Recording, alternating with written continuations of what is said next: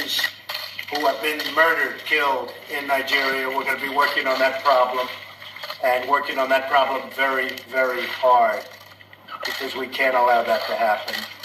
Hello, great people. I want to play you 10 videos, 10 shocking videos that will show you how US politicians, journalists, influencers, and other notable persons made Donald Trump to redesignate Nigeria as a country of particular concern. You will recall that the US president sanctioned Nigeria over alleged Christian genocide and insecurity in the country. How was the narrative? How was it shaped in the US? Who and who are involved in what led to the eventual sanction of Nigeria to be designated as a country of particular concern? I will play you 10 videos, 10 shocking videos for you. What you will do for me is please share this video, because a lot of Nigerians do not know how the narrative was shaped and what led to the sanction. So make sure you share this video, and of course subscribe, because I have more explosive videos coming your way. And at the end of this video, I have an information for you. But first, let's go and watch the 10 videos.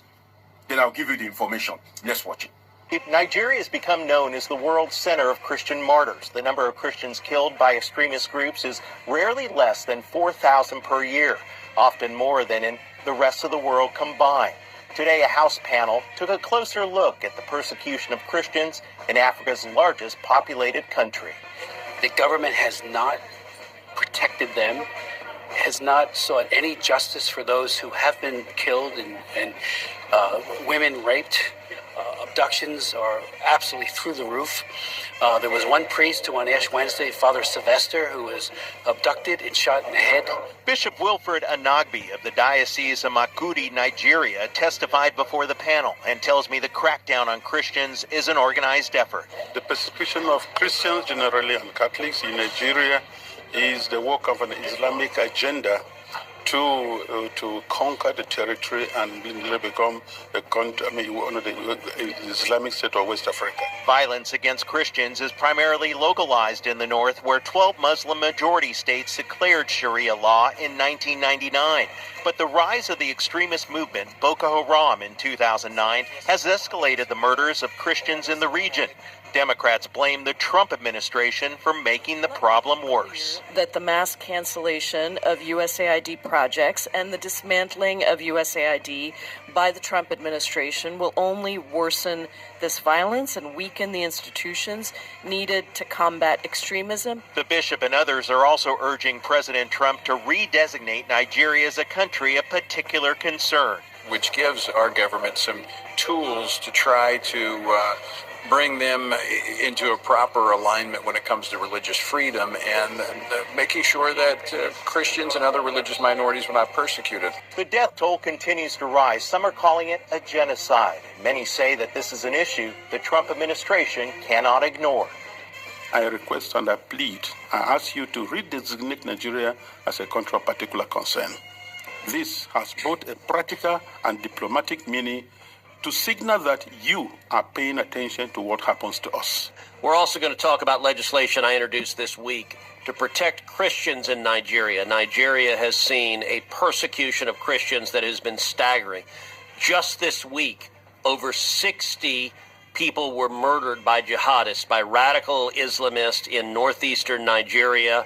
They executed soldiers. They went house to house. This pattern of targeting Christians, targeting Catholic priests, targeting individual men, women, and children is horrific, and my legislation would put real consequences on the government of Nigeria and those who are facilitating this persecution, put real consequences on them to change that. The Honourable Member for Regina Capel. Mr. Speaker, I rise today to bring attention to the tragedy Christians in Nigeria are experiencing. The deadly terrorist organization Boko Haram is trying to eliminate the Christian faith from Nigeria. This is the same terrorist group that kidnapped dozens of young schoolgirls and burned innocent civilians alive in cages. According to reports, over 3.5 million people have been forced to flee their homes. 3 churches are destroyed every single day. 7,000 Christians were massacred this year alone, and the faithful must now meet in secret or in burnt-out sanctuaries. Sadly, the world is turning a blind eye to the plight of Christians in Nigeria. There are no embedded journalists covering the violence. There are not daily updates. Politicians around the world are not asked questions about how they will respond. We cannot ignore this violence and tragic loss of life. We must speak out and shine a light on what's happening. so that people can donate to relief efforts and provide support to those displaced by violence. To my brothers and sisters in Christ, we know you know the power of prayer.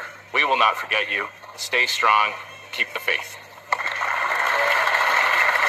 There was no Truth Nigeria. There was no media organizations. And you know what was happening to those people? To Lawrence and Masara Kim and all of them? The journalists sitting in the big capital cities, the big cities and in the capital, who were taking the line from the government and didn't have the courage or the integrity or the professionalism or the character or the motivation to go to those frontline villages. They just bought the line from the government that it wasn't really happening, and they bought the line from the U.S. State Department that this is nomadic tribesmen being forced to move from climate change. The Fulani are not really terrorists. Oh, the fact that they're Muslims got nothing to do with it. Because they're nomadic tribesmen, they're looking for other land. They're looking to go somewhere, and that's forcing them to clash with the Christian villages. Nonsense. That's absolute nonsense. That is just an example to you of how climate has been used as a scam. I mean, it's not just fake. It's much worse than that. All of these systems that are being implemented that are so profoundly dishonest, they're systems of control. How do we control the people, control the information and the narrative, and then have that as cover to do whatever it is that we want to do, which, by the way, is to go into Christian villages and not only annihilate people. I mean, in one of the recent attacks that Truth Nigeria has reported on, putting women and children inside cages in the market and burning them alive.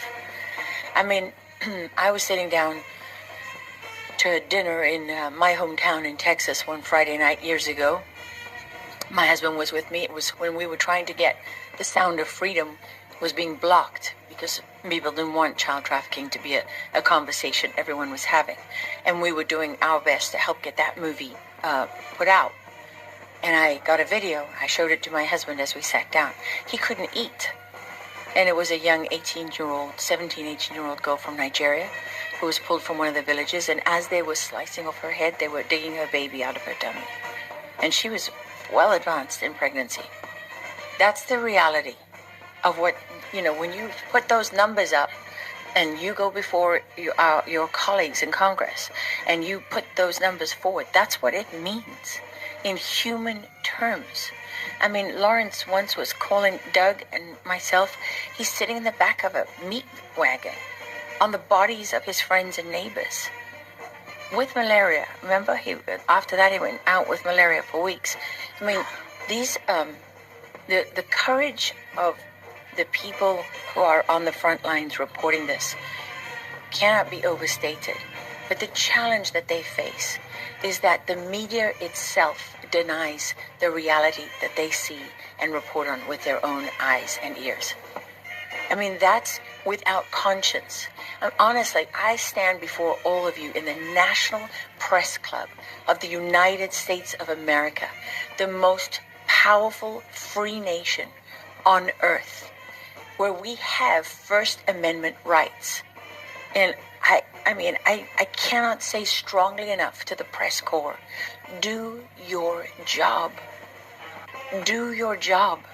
Because we are supposed to be the inspiration and also the safety net for journalists everywhere. It is truly without conscience that you can witness the execution of people and have it denied because journalists are too lazy, too corrupt, too stupid, too cowardly to stand up and tell the truth. That is without conscience. And, we have to stop being afraid of what people will say to us. We have to stop allowing those who tell the truth to be punished and those who lie to be rewarded. More than any president of my lifetime, President Trump has pursued a path of peace. And we very often, I think, ignore the way in which our foreign policy is either an instrument or an impediment to people all over the world being able to practice their faith. And we know, and as of course I learned at this breakfast last year, I believe there were some Nigerian priests who were being persecuted and were trying to protect their flock despite incredible persecution. We know that some of the biggest groups that are persecuted all over the world today are Christians. And the Trump administration promises you that whether it's here at home with our own citizens or all over the world, we will be the biggest defenders of religious liberty and the rights of conscience. But when President Trump talks about the need to bring peace, whether it's in Russia and Ukraine, whether it's in the Middle East, we of course have to recognize that as a policy oriented towards saving lives and carrying out one of Christ's most important commandments. But I think we also must recognize it as an effort to protect the religious liberty of Christians. Because over the past 40 years, it has often been historical Christian communities who bear the brunt of failed American foreign policy. And that is, in my view, perhaps the most important way in which Donald Trump has been a defender of Christian rights all over the world is he has a foreign policy that is oriented towards peace. We have done it already so much in the past 30 days, and I'm proud that we will work for peace all over the world in the remaining 4 years of President Trump's term. And I think that's an important thing.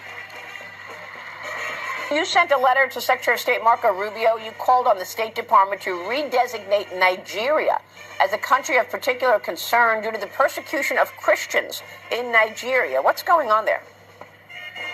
Yes, it's really, truly a tragedy what is happening in Nigeria. Just this year alone, 7,000 Christians have been killed by Boko Haram, an Islamic terrorist organization. Just on Ash Wednesday this year, we had a priest kidnapped and murdered, and another 54 Christians martyred on Palm Sunday. There's 35 Christians a day being murdered in Nigeria by an Islamic terrorist organization. The Biden administration removed that designation of a country of particular concern for Nigeria. President Trump had put that designation on them in his first term, and I'm urging Secretary Rubio to bring that designation back because it is certainly warranted. We need to stand up for these Christians who are being murdered in Nigeria. Unbelievable. All right, Congressman, we'll be watching your work on that as well. Thanks very much for being here this morning. Riley Moore joining us. Thanks, sir. We'll be right back. Nigeria, I mean, the fact that this issue has not gotten on people's radar. Right, no one's talking about it. It's pretty amazing. If you don't know what's going on in Nigeria, your media sources suck. You are in a bubble. And again, I'm not a Christian, but they are systematically killing the Christians in Nigeria. They've killed over 100,000 since 2009. They've burned 18,000 churches. This is so much more. These are their Islamists, Boko Haram. This is so much more of a genocide attempt than what is going on in Gaza. They are literally attempting to wipe out the Christian population of an entire country. Where are the kids protesting this? Thank you. No one will talk about it, so thank you. Absolutely. But there are other things to know. Yes. And including the fact that in Sudan right now, which nobody is talking about, you have Arab militia murdering people by the wheelbarrow, including the fact that Africa right now is being overrun by Islamist terrorists, including Boko Haram, with no conversation about that at all. I did it last week. Exactly. Nigeria. Yeah, Nigeria. I mean, this is an actual planned genocide. Yes. I mean, they really want to kill all the Christians in that country, and they are systematically doing it. And the fact that there's almost no response from the global left and no attention from mainstream media is a crime against African people, black people, and human rights. I agree with that 100%. Tell us what's happening in Nigeria. And as you know, I've been very vocal calling out the mass murder of Christians. Over 50,000 Christians have been murdered in Nigeria since 2009. Over 20,000 churches and schools have been destroyed, burned to the ground. And you have Boko Haram and other radical Islamic terrorist groups that are targeting and persecuting Christians in particular. And I will tell you, the government of Nigeria is very unhappy with me. They have decried my saying this. I have introduced legislation to designate them a country of special concern. And the government of Nigeria is very unhappy. And I've said, look, there are far too many government leaders who have turned a blind eye to what is happening, who have acquiesced in what is happening, who are enforcing either Sharia laws or blasphemy laws and facilitating the persecution of Christians. And as I said, the Nigerian government has been vigorously resisting me in this. Give me your judgment. What do you see happening in Nigeria, and what do you think is actually the truth?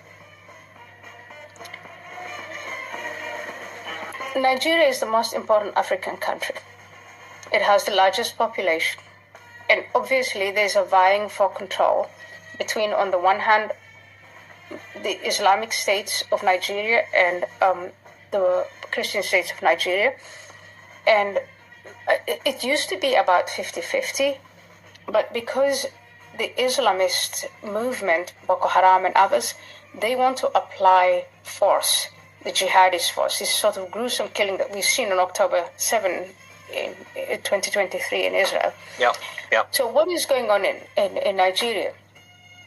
The Islamists in Nigeria are killing Christians. They're burning their churches. They're raping their women. They are invoking blasphemy laws. So in the southern regions of Nigeria, Sharia law is the law. There you have it, 10 videos of actions and narrative that led to the redesignation of Nigeria as a country of particular concern. And make sure that you share it with other Nigerians. Let them get to see it so that they will be enlightened about the process that led to the redesignation of Nigeria. They need to know the actions and narrative in the United States that led to the action of U.S. President Donald Trump. Now, I said I have an information for you. Well, the information is that if you are the type that likes to know more about Nigeria's insecurity, the dynamics that is shaping the insecurity in the north, the farmer elders crisis, and some of the dynamics that is shaping Nigeria's U.S. relation, and what led to the U.S. president designating Nigeria as a country of particular concern. If you like to hear from a political scientist and you love in-depth analysis, I would attach the live video that I did weeks ago. I would attach it to the end of this video. Do you want to click on it, catch up with it, take time to watch it, and you would be enlightened as regards Nigeria's insecurity and U.S. relation, particularly the designation of Nigeria as a country of particular concern. It's been an interesting time with you on this episode. Subscribe, turn on your notification button, catch up with my past videos. I have more explosive videos coming your way on this particular topic. Make sure you subscribe. See you in my next video. I love you all. Since